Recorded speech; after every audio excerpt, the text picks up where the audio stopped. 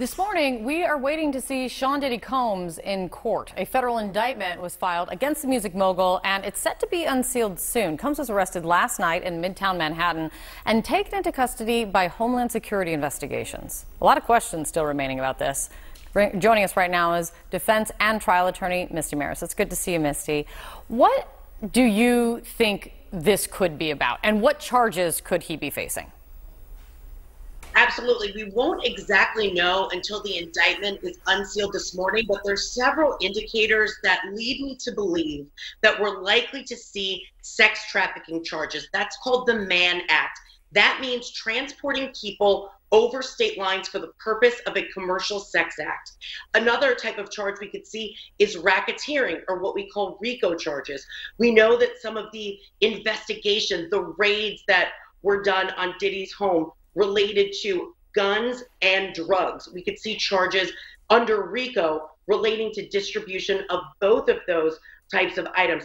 The reason that I think we're going to see the sex trafficking allegations, and we're going to see that in the indictment, is not only because we've seen a lot of civil lawsuits which speak to sexual abuse and alleged sexual, the involvement of Homeland Security. In general, that is the agency that would be investigating these types of crimes. How much detail, just remind folks, when the indictment is unsealed, how much detail will people be able to learn about what the allegations are and the charges he's facing?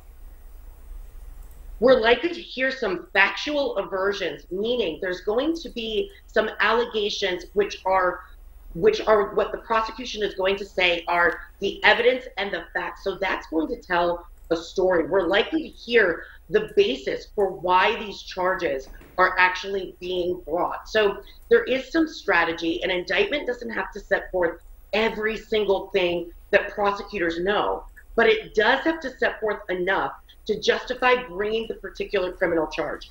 Therefore, we're likely to hear some of what the underlying evidence, specifically what was learned from those raids, what did that reveal? So we're going to learn about the basis for these particular charges, and I would suspect a lot of that is going to be electronic footprint.